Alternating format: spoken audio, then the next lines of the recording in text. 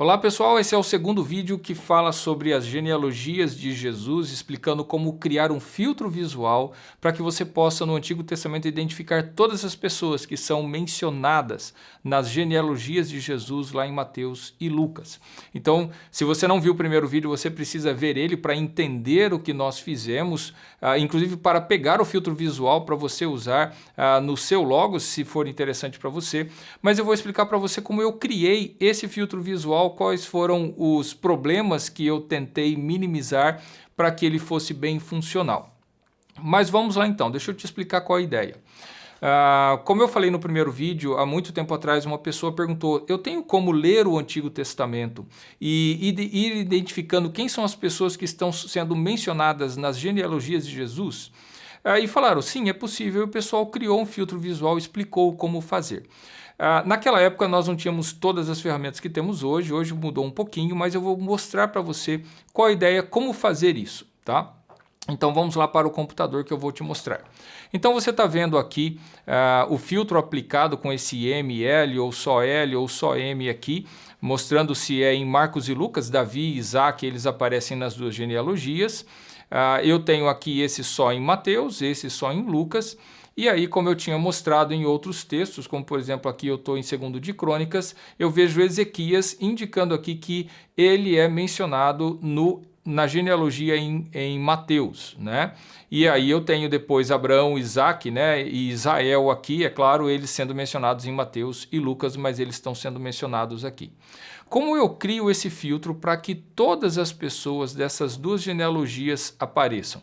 Na verdade, você tem que fazer um serviço de selecionar um a um desses personagens e criar um filtro para eles, né?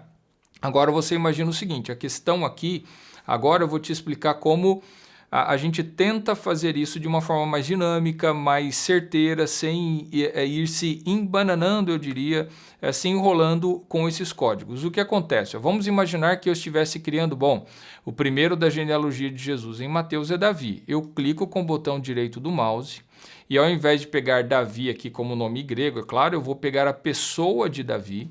E aí eu posso vir aqui em Bíblia, eu simplesmente copiar referência de pesquisa, a forma como ele aparece na pesquisa, né?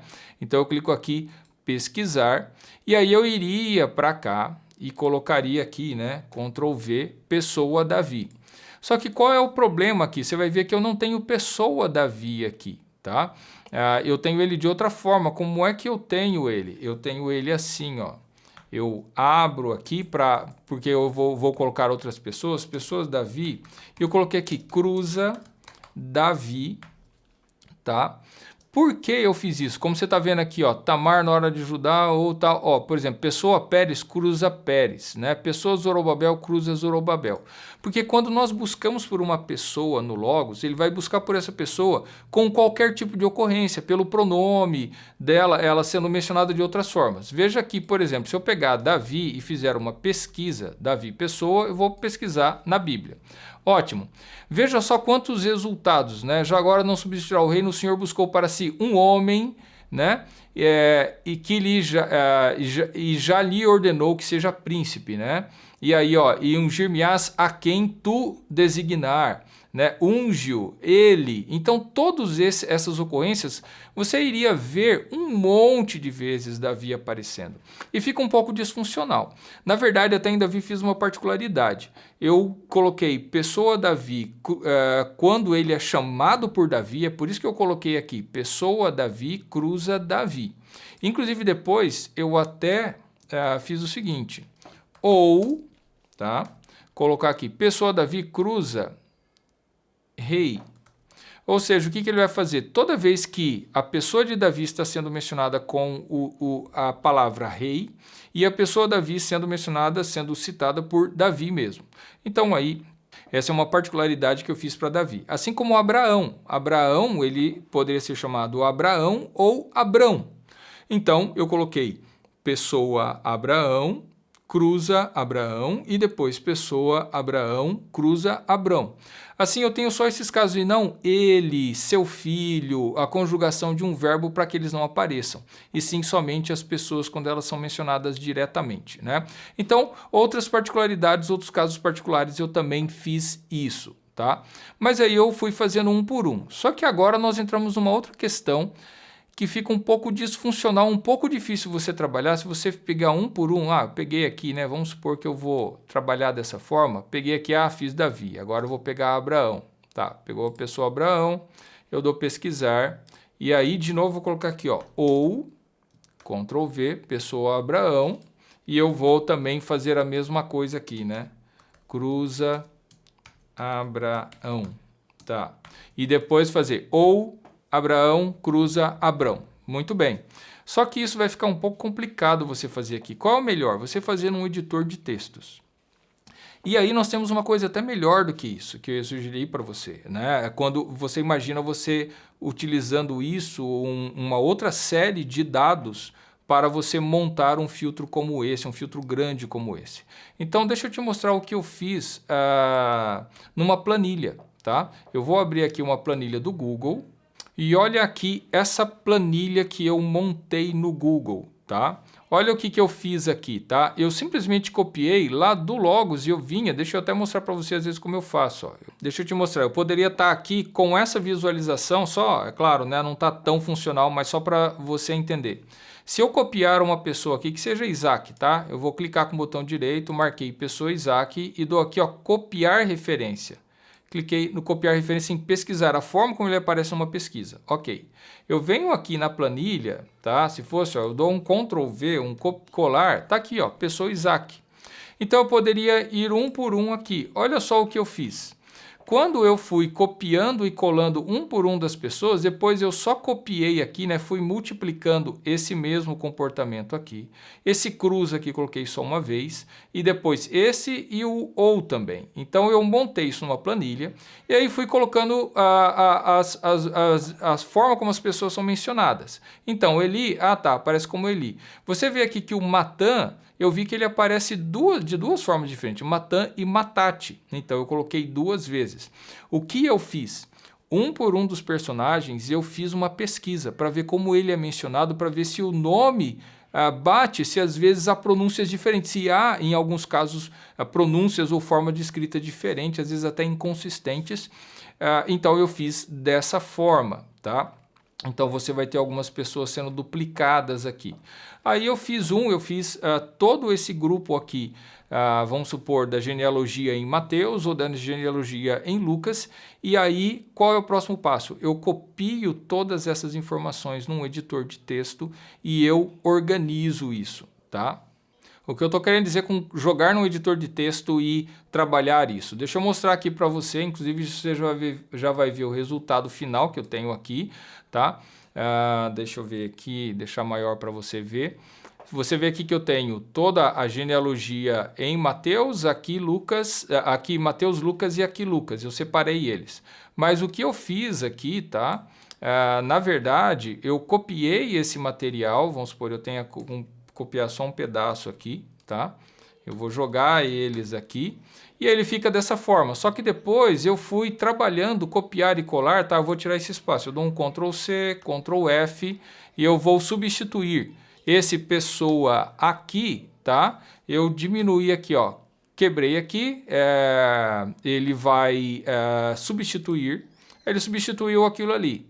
E agora eu vou ter outras coisas para melhorar aqui, tá? Eu vou pegar esse padrão cruza e eu tenho um espaço a mais até a pessoa, eu vou fazer a mesma coisa aqui, ó. Cruza, também cruza, só que sem o espaço, com o espaço simples e eu troco. E aí eu vou ajeitando. Uma hora que eu tenho tudo arrumado, depois esse ou aqui, né? Ou com pessoa aqui embaixo, eu vou trocar esse espaço para ficar numa linha só, porque é isso que eu preciso, né? Eu quero substituir ele para tirar a quebra de linha e aí ele vai ficar tudo numa linha só. Eu te expliquei a grosso modo como eu fui trabalhando e você trabalha isso rapidamente para que ele fique tudo numa única linha esse material. Aí sim, eu copiei esse texto, Ctrl C e dei um Ctrl V lá no meu Logos, lá no meu filtro visual, tá? Daí eu joguei ele aqui. Deixa eu expandir o Logos, aí eu colei ele aqui, tá? E aí eu apliquei o destaque que eu criei. Então, assim, aquilo que eu fiz na planilha, no editor de texto, no caso aqui eu estou usando o Visual Studio Code, que tem algumas opções. Você tem o Notepad++ ou Notepad++, é um outro editor gratuito que você pode baixar, que tem funcionalidades avançadas para encontrar algo e substituir por algo. Então, para fazer esse tipo de trabalho é bem prático. Tá? Então eu só queria te passar essa ideia. Ok, eu tenho o comando, os códigos que eu precisava para colocar Mateus, Lucas, Mateus e Lucas, todas as pessoas ali. E depois, então, você vê que eu tenho aqui aplicado os destaques que eu criei, né? E aí também vem outra parte que eu queria te mostrar aqui nos destaques. Você vê que eu criei essa paleta, tá? Aprenda Logos, e nela eu coloquei aqui genealogia Lucas, Lucas e Mateus, né? Vou te mostrar rapidamente como a gente faz isso. Você vem aqui em destaque, você tem nova paleta. Vamos supor que eu criasse uma nova paleta, que está aqui embaixo, tá? Criar aqui chamada vídeo tutorial. Ok, eu dou Enter, ele criou esse vídeo tutorial. Eu clico com o botão direito, adicionar um novo estilo. Ok, agora eu posso adicionar um novo estilo. Ele está sem título, vamos supor que eu colocar aqui de novo. Genealogia em Mateus, só para deixar bem claro, tá? Ok. Então agora, genealogia em Mateus, vou dar salvar aqui, tá? Genealogia em Mateus. Clico com o botão direito, editar. Então eu posso editar qualquer um deles. Aí eu tenho o estilo de fonte, é padrão. Tudo bem, que seria a fonte, você pode mudar a fonte aqui na Bíblia, né? Mas o que eu quero? Eu quero bordas e linhas, daí vamos supor, eu vou te mostrar exatamente o que eu fiz aqui. Vamos pegar o de Mateus, né? Eu clico aqui, coloquei essa barra, perdão, na verdade, esta barra, mudei a cor, vou colocar uma cor bem diferente aqui do que eu tinha feito, tá? Vou colocar um verde aqui, ó, tá? Então, eu coloquei essa barra aqui, lateral. Ok, aí depois eu tenho inserir texto, eu vim aqui após o texto, tá? Eu coloco aqui um M, eu quero um M maiúsculo, muito bem. Padrão, tá? Não, eu quero ele Arial, tá? E eu vou colocar aqui, tô com pouco espaço aqui, eu quero ele sobrescrito, tá? Então ele vai ficar ali para cima. E a cor dele, tá? Eu quero ele também com aquele verde, ok. Então ele está me mostrando como vai ficar aqui, ó. Tá vendo? Eu já vejo o resultado final. Muito bem. Era isso mesmo. Ok. Salvar, tá?